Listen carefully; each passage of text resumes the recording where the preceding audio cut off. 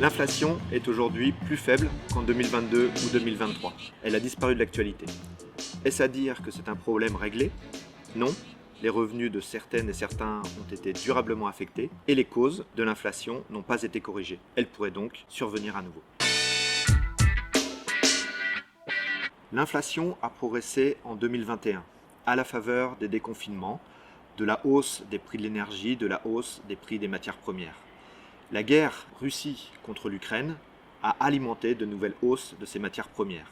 Par répercussion, ces hausses de prix se sont propagées dans de nombreux secteurs, poussant les entreprises, des grandes entreprises dans les secteurs de l'alimentation, de l'énergie en particulier, à alimenter des spirales profit-prix. Comme c'est décrit dans notre ouvrage publié en septembre 2024, au final, les revenus des travailleurs de nombreux secteurs ont progressé moins vite que les prix. Le pouvoir d'achat a donc été durablement affecté. Au contraire, les revenus du patrimoine ont, eux, progressé plus vite que l'inflation.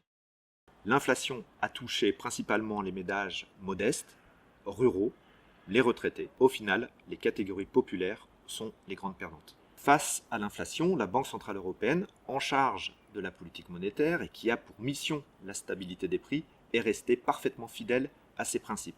Selon elle, l'inflation est nécessairement provoquée par les anticipations des agents économiques qui anticipent que l'inflation sera forte ou parce qu'il y a trop d'activité économique, trop de demandes. Pour lutter contre l'inflation, la Banque centrale européenne décide donc d'augmenter ses taux d'intérêt directeurs. Ces taux d'intérêt directeurs sont le loyer de la monnaie payé par les banques commerciales.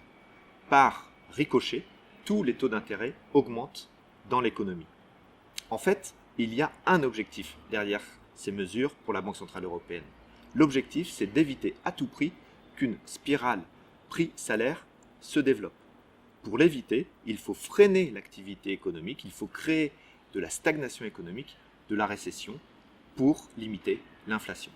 C'est ce que la Banque centrale européenne a effectué en augmentant 10 fois ses taux d'intérêt directeurs entre 2022 et 2024. Si on met toute la chaîne des salaires sur une indexation automatique, qu'est-ce qu'on fait ? On entretient la hausse des prix et on a une boucle prix-salaire. Et on ne l'arrête plus. Si aujourd'hui la Banque centrale européenne diminue les taux d'intérêt directeurs, le mal est fait, la stagnation économique a été installée. Certes, l'inflation a reflué, mais la conjoncture macroéconomique s'est dégradée. Des investissements nécessaires pour la transition écologique, qu'ils soient publics comme privés, n'ont pas été mis en œuvre. Ce contexte macroéconomique dégradé favorise en retour la dégradation des comptes publics et le sous-emploi. Ces conséquences étaient prévisibles. Nous l'avions analysé dès 2022. En plus, ces mesures n'ont pas attaqué les véritables causes de l'inflation. Trop forte dépendance aux chaînes globales de valeur, trop forte dépendance aux produits importés, notamment énergétiques. Ces mesures de politique monétaire restrictive ont alimenté la hausse des inégalités, ont alimenté une redistribution des revenus en faveur des revenus du capital. Au final, les investissements nécessaires à la transition n'ont toujours pas été mis en œuvre. Certes, l'inflation est aujourd'hui réduite, mais les conséquences de la vague inflationniste et des mesures de politiques économiques adoptées sont tenaces. Selon l'OCDE, les salaires réels dans la zone euro ont diminué de plus de 3% entre le premier trimestre 2021 et le premier trimestre 2025. Pour la France, c'est une diminution de 1% grâce à l'indexation du SMIC.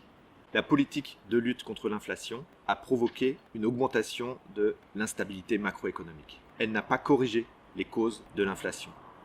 Nous sommes toujours aussi dépendants des importations des matières premières comme le pétrole ou le gaz. Le contexte géopolitique rend probable de nouveaux chocs des prix mondiaux. Nous considérons que des mesures de contrôle des prix, d'indexation des salaires sont nécessaires, utiles en cas de période inflationniste. La fiscalité est un instrument qui doit décourager la recherche de spirales profit-prix. Nous réclamons la mise en œuvre d'une véritable politique macroéconomique qui attaque les causes de l'inflation et qui soit compatible avec la bifurcation écologique.